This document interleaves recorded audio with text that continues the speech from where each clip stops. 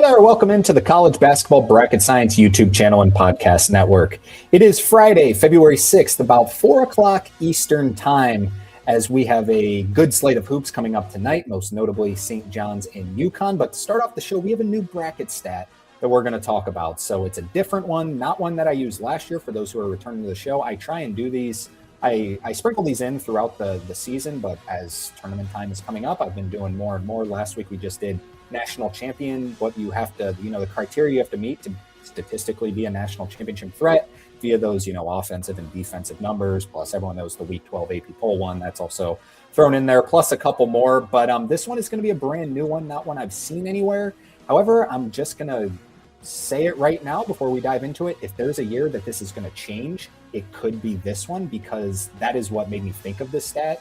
It's been one of the themes of the season. So we'll dive all into that, but it is going to be a fun one of teams. It's going to be a national championship based one. And then to close out the show, we will just do a weekend preview. It's going to be a slower, it's not going to be that long of a show today, but like we said, we're going to talk about St. John's, UConn. We get Duke, North Carolina on Saturday. There's even good games on Sunday before the Super Bowl. So we got a bunch to talk about, but it should be a shorter show because we're not talking bracketology or anything. I did a bracketology show yesterday. For those who want to go check that out, be sure to go check that out. And then, So before diving into it, just be sure you hit that like and subscribe button.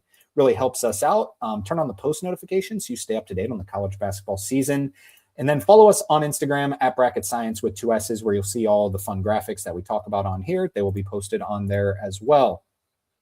All right, so the stat before I pull up the graphic, it's going to be just 2 of 21 national champions have had this thing in common. So I guess you could go in the other direction and say, well, 19 of 21 didn't have this particular thing. So what's been the big theme of the season so far?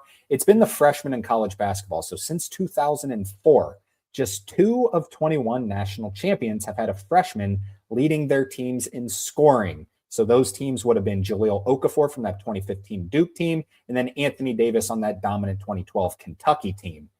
Other than that, we haven't had it. Last year, we got close to it with Cooper Flagg, but last year it was obviously Walter Clayton Jr., who was the leading scorer of Florida. The year before that was Tristan Newton at UConn. The year before that was Adama Sanogo at UConn, just for some recent, comparisons. However, the big story this season has been these awesome freshmen. It's the best freshman class we've ever seen, at least in my lifetime, probably in just about everyone's lifetime. This freshman class is fantastic. So we broke this down into teams with a freshman leading scorer and teams without a freshman leading scorer. In my opinion, if you were to, gun to my head, pick one category or the other, and I know I'm going against my stat here, I would say teams with a freshman leading scorer. So I'm not telling you how to pick your bracket with this stat. It's just something to kind of keep an eye on. So if you're torn between, Arizona and Michigan, as probably most people would be if the tournament were to happen tomorrow, maybe you lean towards Michigan with this stat, but I just kind of wanted to label the stats. I'm not saying it's something I 100% agree with. So the teams with the freshman leading scorer, Arizona, Braden Burries is actually leading Arizona in scoring. It's not Koa Pete. Duke, Cam Boozer, obviously. Illinois, Keaton Wagler, obviously. Houston, Kingston Flemings. Kansas, Darren Peterson. I know I'm going to get some flack on that because he technically doesn't have enough minutes or doesn't technically qualify. He's by far their leading scorer, and once the minutes catch up, he will, or the games played or whatever, he will be the leading scorer once this Kansas team is going into March. Caleb Wilson at North Carolina, and then AJ Debinsa at BYU. So, you're legit national champions. I did try and cut this back to just legit national champions. So if you don't see your team on here, I'm sorry, I don't see your team as a national championship threat. I even expanded it out more than I probably would have. However, like Arizona is your favorite in the betting market. I believe Duke's third in the betting market. Houston would probably be my third choice right now behind Arizona and Michigan. Illinois is right there. Illinois has played like the best team in the country since they suffered their last loss, which was like in early January. Kansas is obviously playing just as good as anyone. I'm not quite there on North Carolina and BYU as national championship contenders. However, they can, they've got all the talent in the world. So your teams without a freshman leading scorer, I'll kind of label who the upperclassman, I guess, or sophomore leading scorer is. Michigan, Yaxel Lendeborg, obviously. They've got a dynamic front court. UConn, Solo Ball is leading their team in scoring. Gonzaga, Graham Ike. Iowa State, Milan Momcilovic is just ahead of Josh Jefferson. Nebraska, Price Samford.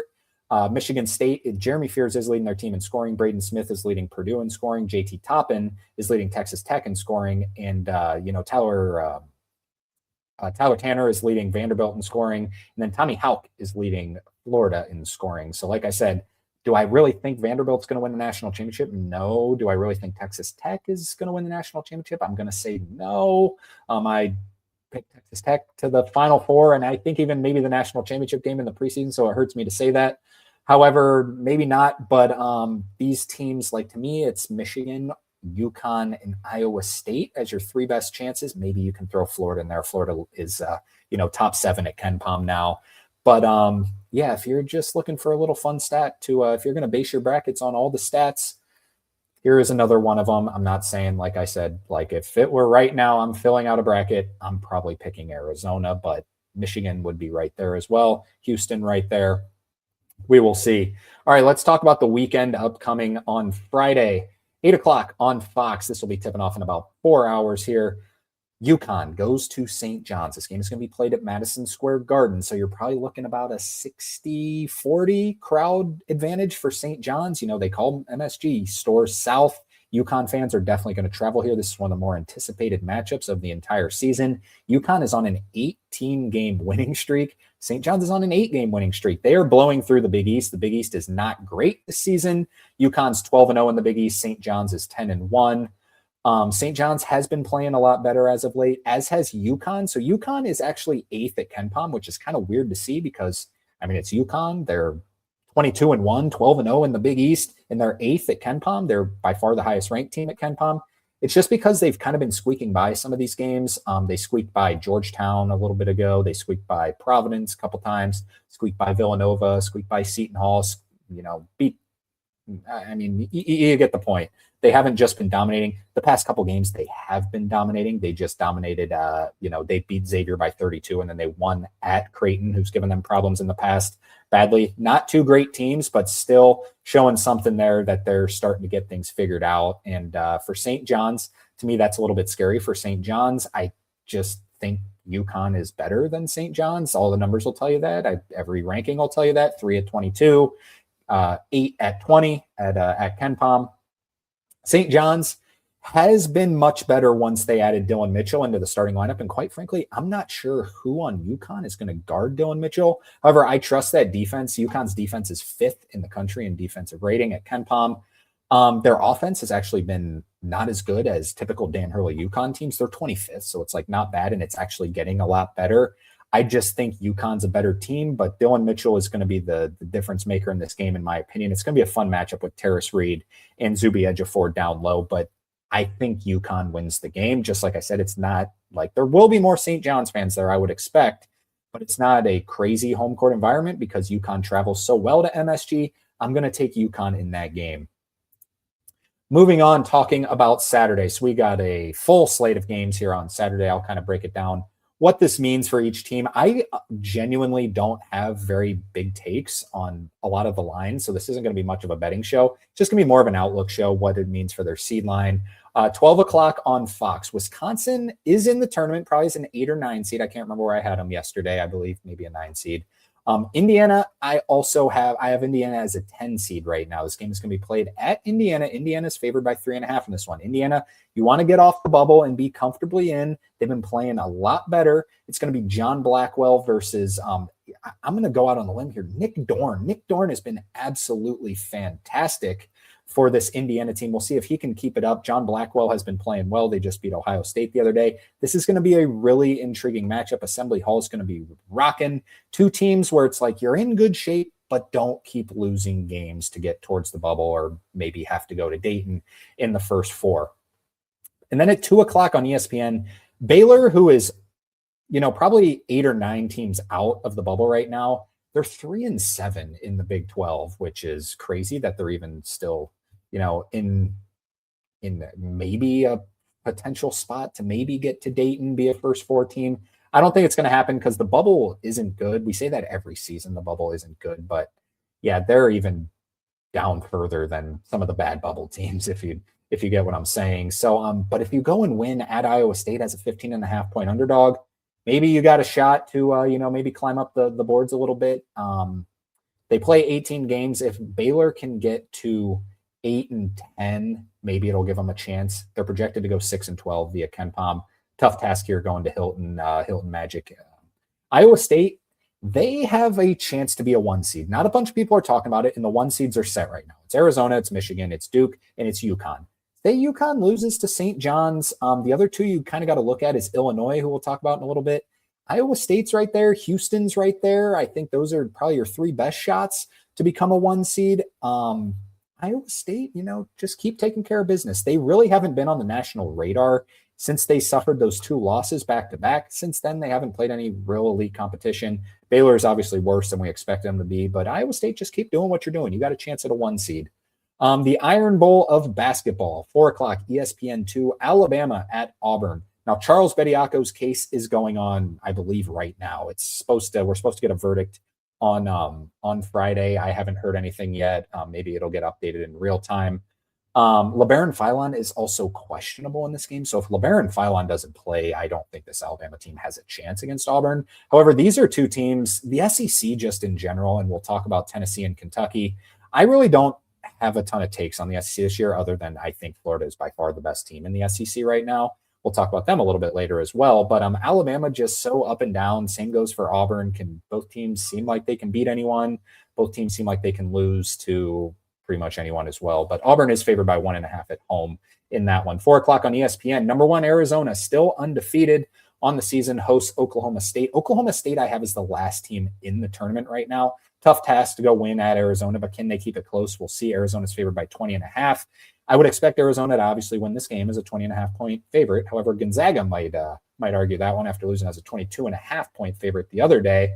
But if Arizona are to win this game, I think it will set up the biggest game of the entire season, which would be Arizona going to Allen Fieldhouse on Monday for Big Monday, undefeated at Darren Peterson in Kansas, who's been as hot as anyone in the country. So selfishly, I just kind of want Arizona to win this game, which, I mean, they're 20.5 point favorites. They should, just to set up that incredible matchup, because Allen Fieldhouse would be crazy, but they got to get through this one first. 4:00 on ESPN Plus, the other undefeated team, Miami of Ohio, number 23 in the country. Now, this is just a KenPom line because the betting line is not out yet. They're favored by 3 at Marshall. This is a MAC Sunbelt challenge is what it is. Akron also plays Troy, so it's actually a pretty entertaining challenge. However, Travis Steele is probably dreading this one because it's like, God, you're just cruising through the MAC right now, and now you gotta go play Marshall. And Marshall's scrappy. They're big. They're kind of athletic. This is the one you got to get through. I believe this is going to be a game where it's like we turn it on and it's like 32-18 Marshall, and it's like, oh God, I see it either going that way or it's like 37-8 Miami's leading. I think it's going to go big one way or the other to start. I think if Marshall gets off to a big lead, Miami will obviously fight back and keep it close. However, I could see it going in one direction or the other. I think we'll learn a lot about Miami of Ohio in this game. 6:30 on ESPN. Obviously, one of the most anticipated games of the season, probably the most anticipated game of the season. Number 4, Duke at number 14, North Carolina. So like we said, we saw Peterson versus DeBanza. Now we get to see Boozer versus Wilson, your projected number 3 and number 4 picks in the NBA draft, both double machines. Duke is favored by 5.5 on the road. I'm really curious to see this game because Jon Scheyer, I don't think even North Carolina fans will argue with this. Jon Scheyer is a much better coach than Hubert Davis, let's be honest, but North Carolina has the size to match up with Duke. It's very similar put together rosters, in my opinion. I think Duke's obviously just a little bit better and a little bit sounder. Like the Vasar versus Gongba matchup is going to fly completely under the radar, and that's going to be a really good matchup as well. Obviously, Boozer and Wilson's going to be really good. But I'm super excited for this game. Duke 5.5. I'd probably take North Carolina inside the number. I think it's going to get a close one. The game always delivers, but I do think Duke will win the game. Very excited to see that game, Boozer versus Wilson. Maybe if Caleb Wilson just has like a 30-12 game, it's like, oh my God, could he be a top? You can see the storylines coming. All right, moving on, 8:00. So these games are going to overlap, which I just hate. Number 5, Illinois at number 10, Michigan State. Jeremy Fears Jr. Did not have a very good week for the press or, for his press game, I guess. His PR, I guess would be the better way to put it. We'll see if he starts. Tom Izzo mentioned that he might not start him this game as punishment, but we will see. Michigan State is favored by 1.5. So Jeremy Fears Jr., he's a fantastic player, first off. He's going to be guarding, I would You know what? If I'm Michigan State, I'm going to take that back. I bet Cohen Carr will be guarding Keaton Wagler in this game. Cohen Carr has the athleticism and the quickness to really defend Illinois. Michigan State hasn't picked up a quad 1A win yet. This is an opportunity here. They're favored by 1.5. I don't have a particular take on this game. I think Illinois is better than Michigan State, but at home, that place is going to be rocking. We'll see. 8 o'clock on the ACC Network. This game's going to fly under the radar, but don't let it. Number 20, Clemson at Cal. Clemson won at Stanford in the first game of the West Coast swing. Cal, I have in the tournament, second to last team in. Oklahoma last team in. Cal is your second to last team in. Clemson just cruising through the ACC. Clemson is in second in the standings, I believe. Let me double check. I believe they've played the easiest schedule in the ACC. They're 9-1. They played the second easiest schedule in the ACC, just behind Miami, Florida, because Miami, Florida's schedule in the ACC is just like a joke. They don't have to play Duke, which is super lucky for them. They also don't have to take the West Coast swing, so should have realized that. Miami, Florida with the easiest schedule in the ACC. Clemson's second as of this point in time, but Clemson is 9-1 in ACC play. We'll see if Cal can pick up that win. That solidifies them as being in the tournament as of now. 8:30 SEC Network, number 17, Florida at Texas A&M. Your top two teams in the SEC, top two teams in standings. They're both 7-2. Kentucky is only a half game behind at 7-3. We'll talk about them in a second with Tennessee, Vanderbilt, and Arkansas right behind that at 6-3. Florida favored by 4.5 on the road. Texas A&M has obviously that extent with the buckyball. Florida's guards are the biggest question mark, so that's going to be a big storyline in the game. However, if there's anyone who can guard Rayshon Agee, it is the Florida big men, and it is Ruben Chinyelu. I think they're just going to dominate the glass. This Florida team is dominating right now. I like Florida 4.5 on the road. However, Florida has shown some vulnerability, some weird just losses in games. We'll see if Texas A&M and buckyball can frustrate them, but Todd Golden, a good coach. I lean Florida in this game. 8:30 on ESPN. Number 25, Tennessee. This will probably be more like a 9 o'clock tip, though, honestly, with Duke and North Carolina at 6:30. So I would expect this to tip off probably about 8:45, 8:50. Number 25, Tennessee at Kentucky. Like we said, your next couple teams in the SEC standings. So say Kentucky wins the game, Texas A&M loses, Kentucky, boom, you're in second place in the SEC. How crazy would that be? Kentucky's favored by 1.5 at Rupp. Tennessee's been playing well. Kentucky also been playing well. These are the two teams that I've talked about the most on the podcast where I'm like, I am never betting either of these teams ever again because I can't figure out either one of them. Staying away from it, just excited to watch the game. Otega Owe, Nate Ament, Jacoby Gillespie, going to be a lot of fun. 10:30 on ESPN, we get number 8 Houston. Like I said, they would be in my Final Four right now, traveling to number 16 BYU. BYU has lost 4 of 5. They're 5-4 in the Big 12. West Virginia's ahead of them. UCF's ahead of them, and it doesn't get easier. You're playing Houston, who is 6th in the country via KenPom. BYU has dropped down to 18th in the country at KenPom. Houston's favored by 2.5 on the road. Unfortunately, this is a 10:30 tip, but I definitely plan on staying up for this one. Kingston Flemings versus AJ DeBanza, two of the more fun freshmen in the entire country. Cannot wait to watch that matchup. And then just quickly, we will talk about Sunday. These are games prior to the Super Bowl. Tulsa and USF. I encourage everyone to watch this game. This is at 12 o'clock on ESPNU. These are your top two teams, both in KenPom and in conference standings. In the American, Tulsa is 55th in the country at KenPom. USF is 67th. These teams will either be an 11 or 12 seed if they get the automatic berth out of the American.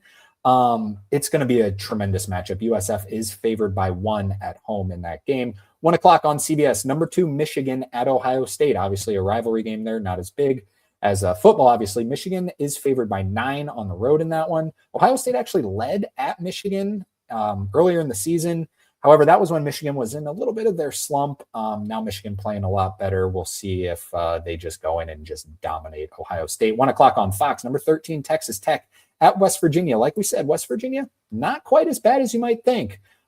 Texas Tech is favored by 3 on the road in that one. I'm guessing Christian Anderson will be back from his illness. This is at 1 o'clock on Fox. And then 2 o'clock on the CBS Sports Network, we get UCF at Cincinnati. UCF win this game.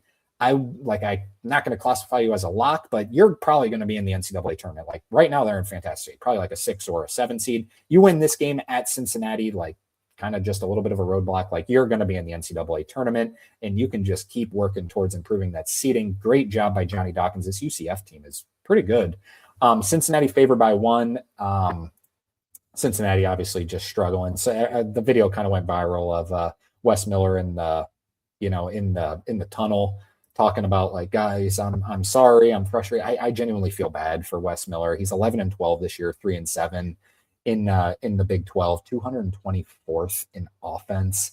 It just hasn't gone well. I know he knows, and it just kind of seems like a depressive state that they're obviously Cincinnati's looking like they're going to be moving on next season. So we'll see if UCF can get a win or if Cincinnati can bounce back.